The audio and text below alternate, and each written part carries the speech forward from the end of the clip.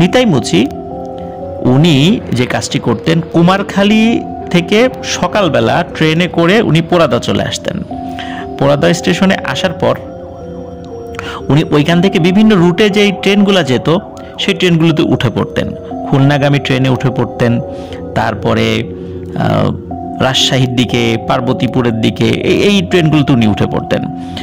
উনি সাধারণত লোকাল ট্রেনগুলোতে উঠতেন। ওই ট্রেনগুলোতে উঠার পর ওই ট্রেনের মধ্যে যাত্রীদের জুতো পালিশ করে দেয়া বা ছোটোখাটো জুতো স্যান্ডেল মেরামত করা, এই কাজটা উনি করতেন। এটা ওনার নিত্য নৈমিত্তিক একটা কাজ ছিল। প্রতিদিনের মতো উনি সকালবেলা বের হন। ওই সময় শীতকাল ছিল, আর সময়টা আসলে আমাকে বলা হয়েছিল 80-র দশকের শেষ দিকে হতে পারে, এরকম একটা সময়, আবার তার আগেও হতে পারে।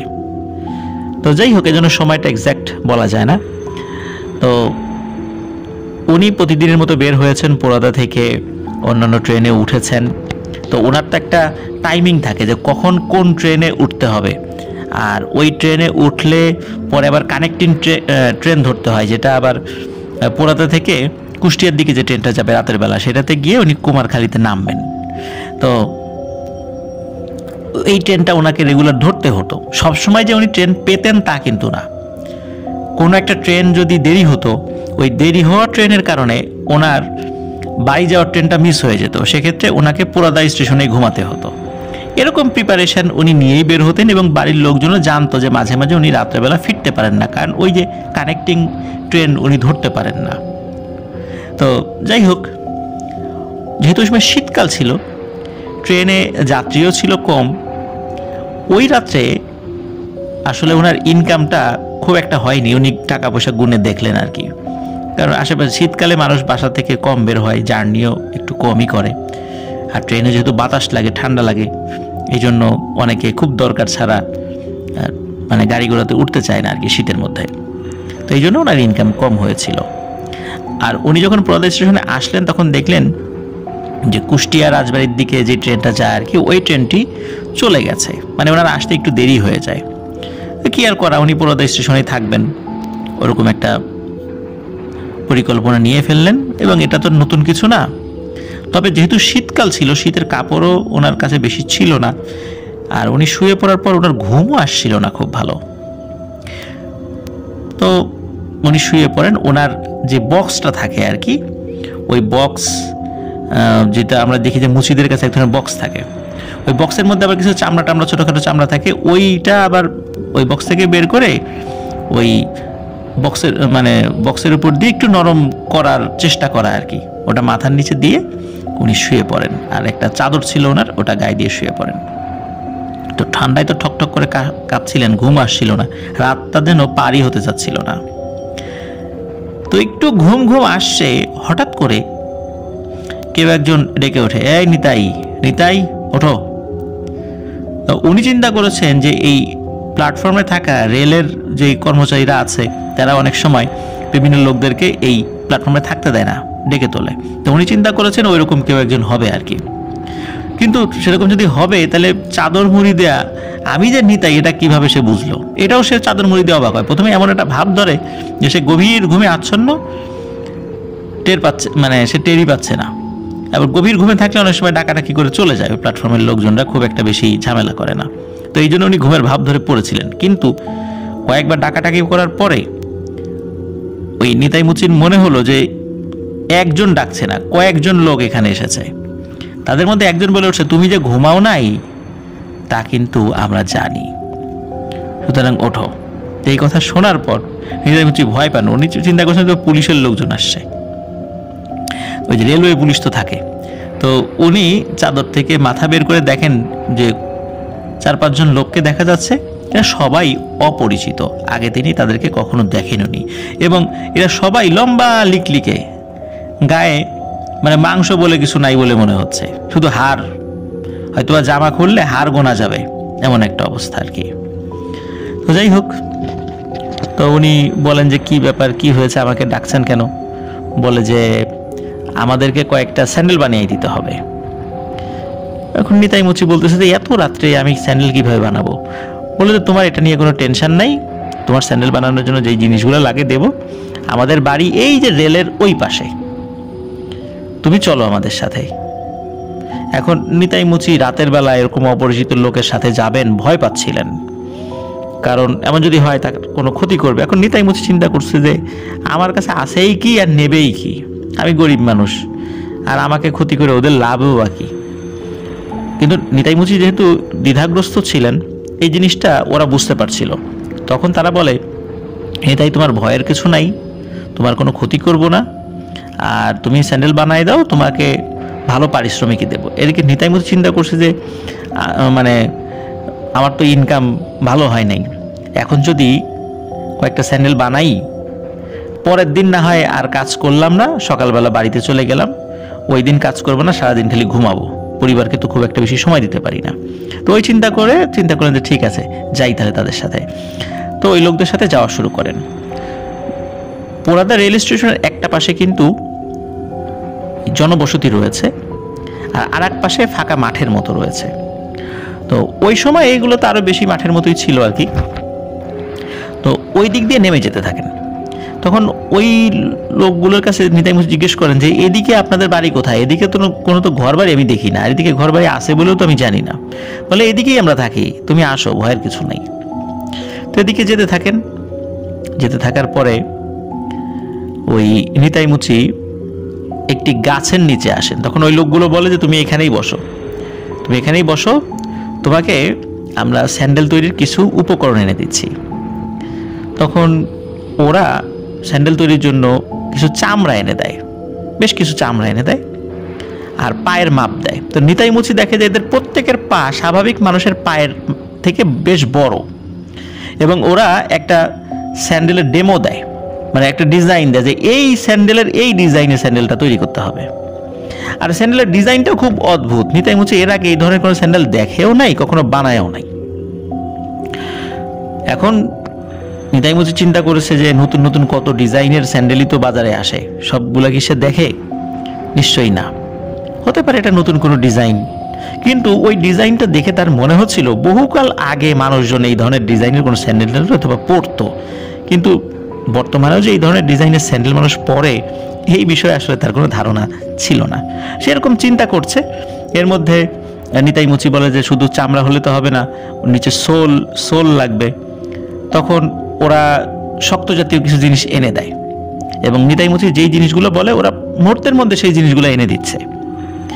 আর যে চামড়াটা দিয়েছে, তো নিতাই মুচি যেহেতু মুচি ছিল, উনি গরুর চামড়া, ছাগলের চামড়া, হরিণের চামড়া, যেগুলোতে আসলে স্যান্ডেলের কোনো অংশ তৈরি করা হয় বা স্যান্ডেল তৈরি করা হয়, সেই চামড়াগুলো ধরলেই উনি বুঝতে পারতেন।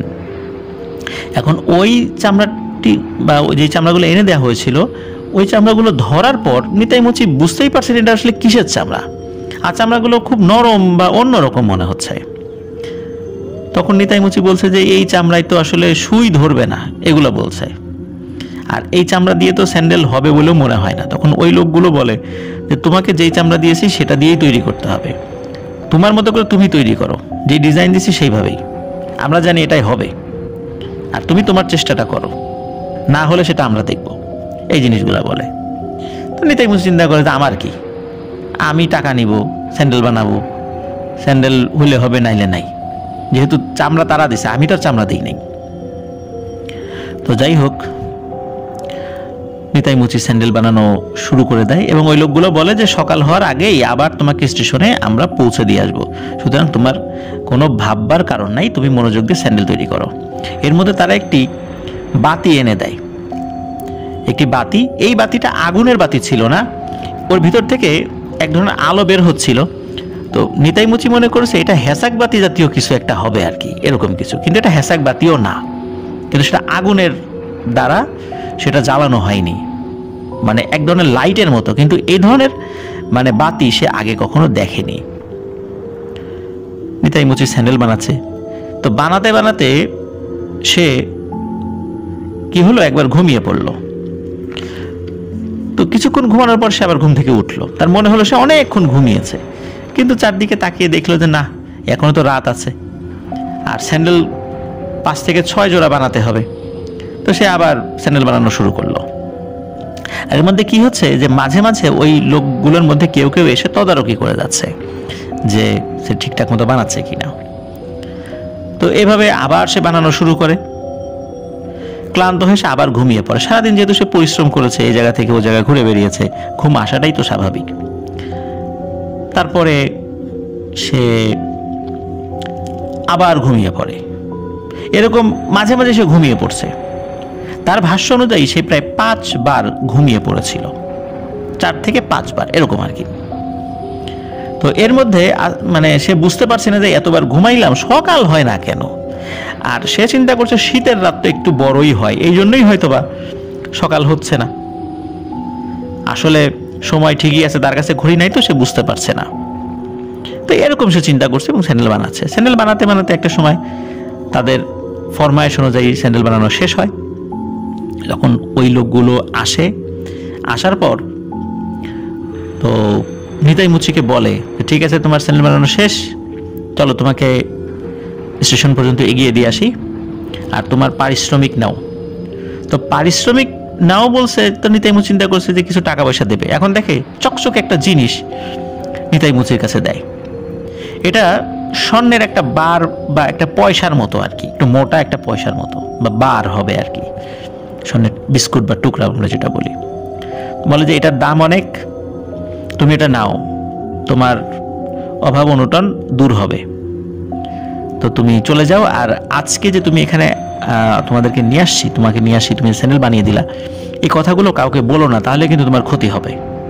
তো নিতাই মুচি আসলে ঠিক বুঝতে পারছে না যে ঘটনাটা কি, যে এরা ডেকেই আনলো, আবার এই সমস্ত কথা বলার, এরকম দামি একটা জিনিস দিল, সবকিছু তার কাছে স্বপ্নের মতো লাগছে। সে নিজের শরীরে চিমটি কেটে দেখলো সে স্বপ্ন দেখছে কিনা, দেখলো যে না, সে সুস্থই আছে, সে স্বপ্ন দেখছে না, সে ভালোই আছে। যাই হোক, ওই লোকগুলো তাকে স্টেশনের কাছ পর্যন্ত এগিয়ে দিয়ে যায়। কিছুক্ষণ পরে ফজরের আজান হয়ে যায়। এরপরে সকালবেলা একটা ট্রেন যেটা কুষ্টিয়ার দিকে যায়, ওই ট্রেনে উঠে পড়ে এবং সে কুমারখালী নেমে যায়। কিন্তু এর মধ্যে সে একটা অদ্ভুত জিনিস খেয়াল করে। সকাল যখন হয় তখন সে ওই বোরাদহ স্টেশনের আশেপাশের বেশ কিছু ছোটখাটো স্থাপনা, এই জিনিসগুলো মনে হচ্ছে যে পরিবর্তন হয়ে গেছে। সন্ধ্যার সময় যেটা দেখেছিল বা রাতে যেটা দেখেছিল এখন মনে হচ্ছে সেটা নাই। আর সবকিছু তার কাছে কেমন একটু নতুন নতুন লাগছে। অনেক দিন পরে কোনো একটা পরিচিত স্থানে গেলে সেই জায়গার পরিবর্তন হলে আমাদের কাছে যেমন কেমন মনে হয় না, যে হায় রে, এই জায়গাটা একসময় এরকম ছিল, এখন কত কিছু হয়ে গেছে, তার কাছে এরকমটা লাগছে। সে যখন ট্রেনে যাচ্ছে সে দেখছে যে আশেপাশে, ট্রেন থেকে আশেপাশে যেই জায়গাগুলো দেখা যাচ্ছে সেখানেও কিছু কিছু পরিবর্তন, খুব যে বেশি পরিবর্তন তা না। তবে হ্যাঁ, সে কিছু কিছু গাছ ছোট দেখেছিল, হঠাৎ করে দেখে সেই গাছগুলো বড়। নিতাই মুচি চিন্তা করছে কি ব্যাপারে, এক রাতে কি গাছ বড় হয়ে গেল, নাকি আমি ভুল দেখছি, মানে সে এই চিন্তা করছে।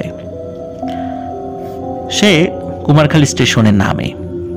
তো নামার পর সে দেখে কুমারখালী স্টেশনেরও অনেক কিছু পরিবর্তন হয়ে গেছে। বড় কোনো স্থাপনার খুব বেশি পরিবর্তন না হলো, ছোট ছোট কিছু স্থাপনা, সেগুলার একটা পরিবর্তন চলে আসছে। উনি যেখানে থাকতেন পরিবার নিয়ে, সেটা হলো রেলেরই একটা জায়গা। রেলের অনেক জায়গা থাকে না, ওই জায়গায় অনেক নিম্ন আয়ের মানুষেরা সেখানে ঘর বানিয়ে থাকে অস্থায়ীভাবে। তো তেমন একটি ঘর বানিয়ে, একটা টিনের ঘর ছিল ছোট, সেই ঘর বানিয়ে ওই নিতাই মুচি তার পরিবার নিয়ে থাকতো। তার ওয়াইফ ছিল, তার একটা ছেলে ছিল এবং একটা মেয়ে ছিল। এখন সে যখন ওই সকালবেলা গিয়েছে তখন তার ওয়াইফ তাকে দেখে মানে খুব অবাক হয় এবং সেও তার ওয়াইফকে দেখে অবাক হয়। দেখে তার ওয়াইফের চেহারায় বয়সে একটা ছাপ পড়ে গেছে, খুব যে বেশি ছাপ পড়েছে বিষয়টা এরকম না। এবং তার ছেলে, সেই ছেলেটি যখন তার বয়স ছিল 7 বছর, এখন মনে হচ্ছে সে 11-12 বছর তার বয়স। তার মেয়েকে সে গতকালেও দেখেছিল 2 বছর, এখন মনে হচ্ছে সে মেয়ের বয়স 7-8 বছর।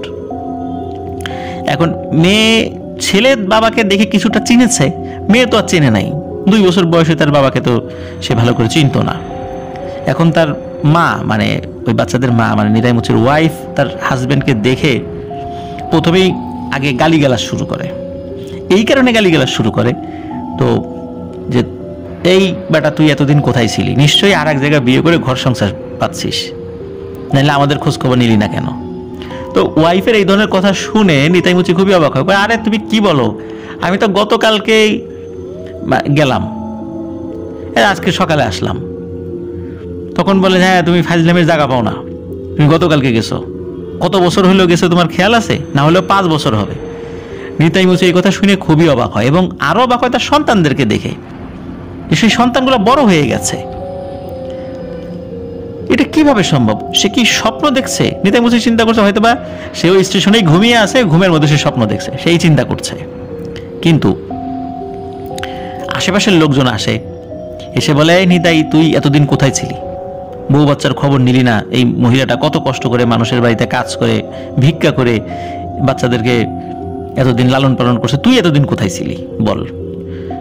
এখন নিতাই মুচি বলছে আরে আমি তো গতকালকেই গেছিলাম।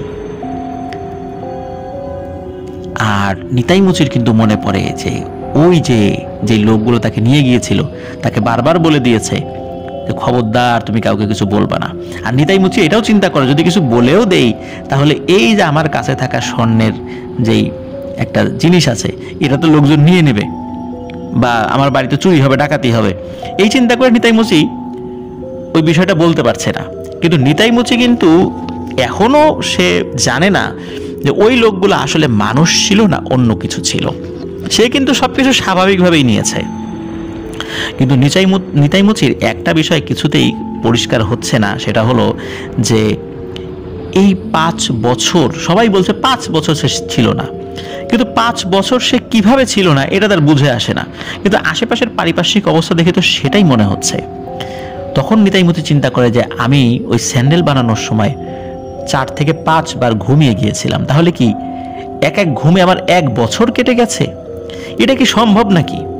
মানুষকে বললে মানুষ তো পাগল বলবে, আর এমনিতেই এই জিনিসগুলো বলা নিষেধ। তো নিতাই মুচি বিষয়গুলো আরো চেপে যায়। তখন বলে হ্যাঁ আসলে আমি একদিকে চলে গেছিলাম, অনেকদিন ঘুরে ঘিরে বেড়াইছি, এখন আসছি। সে সত্যটা গোপন করে যায়, আর লোকজন তাকে অনেক ভৎসনা করে এইভাবে সংসার বিমুখতার কারণে। সে সবকিছু হজম করে নেয়, সে আবার আগের মতো কাজ শুরু করে দেয়। এখন তার যেটা হয়েছে যে তার কাছে একটা দামি জিনিস আছে, এই দামি জিনিস ঘরে রেখে এত কষ্ট করে মানুষের জুতা পালিশ করতে কি আর মন চায়? নিশ্চয়ই চায় না। সে চিন্তা করে যে এই জিনিসটা একটু বিক্রি করি না, তাহলে তো টাকা পয়সা হবে। আর যারা দিয়েছিল তারা তো বলে দিয়েছিল যে এটা দেওয়ার পরে আমার সংসারের আয় উন্নতি হবে, নিশ্চয়ই এগুলো বিক্রি করে নেওয়ার কথাই তো বলছে। তো উনি আসলে খুব সহজ সরল মানুষ ছিলেন।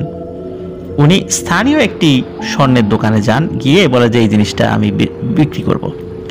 এমনিতেই কিছু লোকজন জানতো নিতাই মুচি 5 বছর ছিল না, কোথায় ছিল, চুরি করছে না, ডাকাতি করছে না, কোথা থেকে মার্ডার করে আসে কেউ তো জানে না।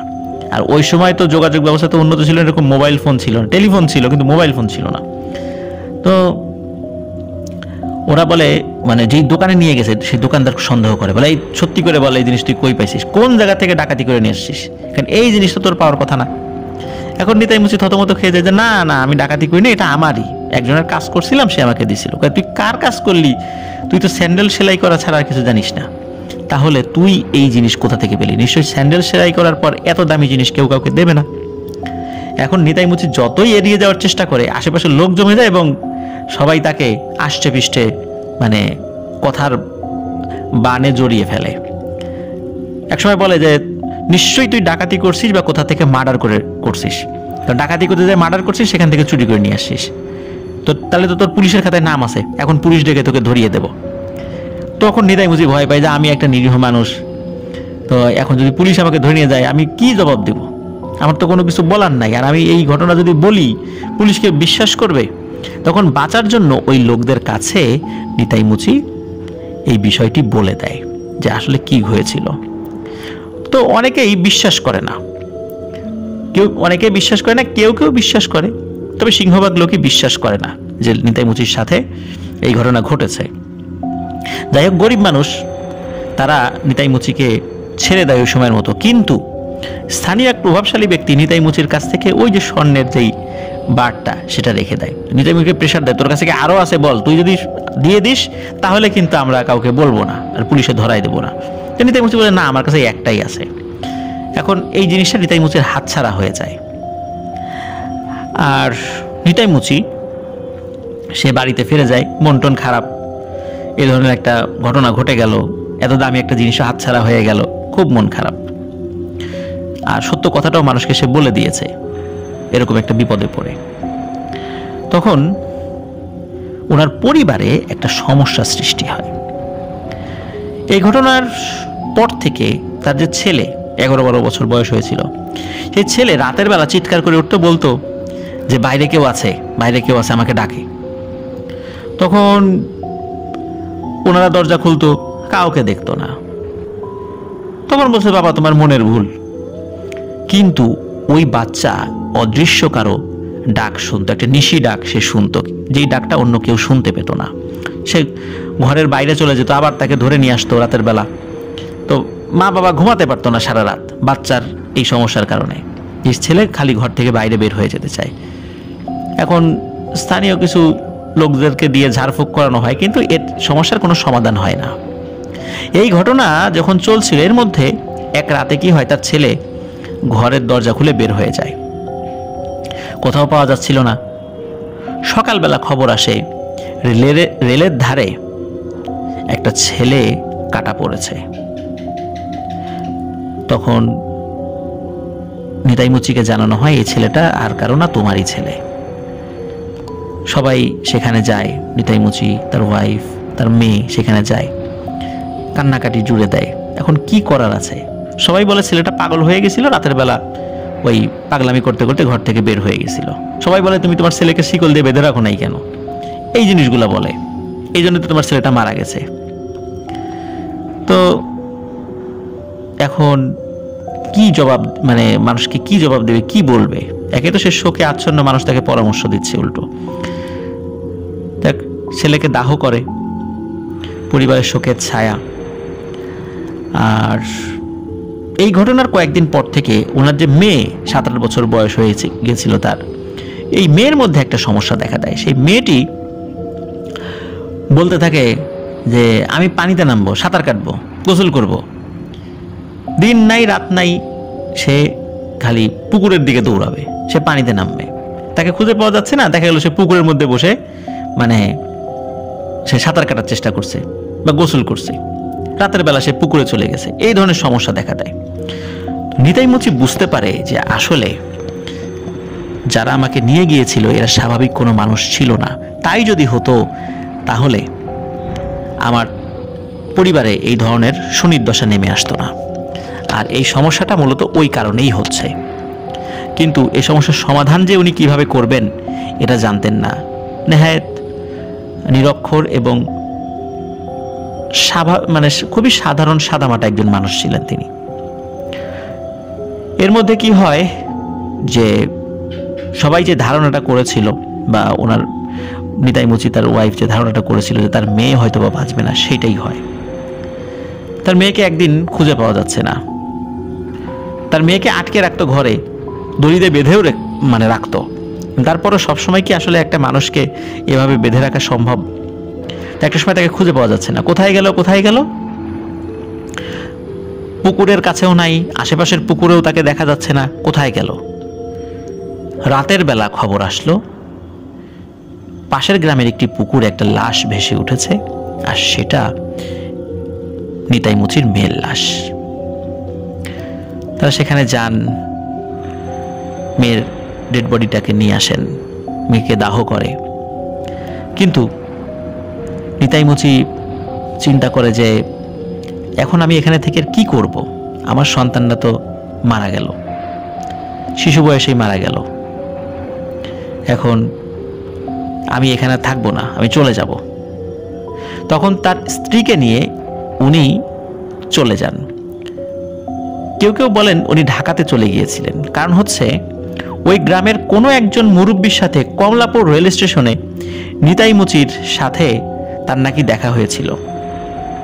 নিতাই মুচির বয়স হয়ে গিয়েছিল, অনেক বয়স হয়ে গিয়েছিল, তিনি নাকি সেখানে ভিক্ষা করছিলেন, এরকমটা বলা হয়। এবং তার স্ত্রী নাকি তখনও জীবিত ছিলেন। জিজ্ঞেস করে তোমার স্ত্রী কোথায়, বলে ভালো আছে।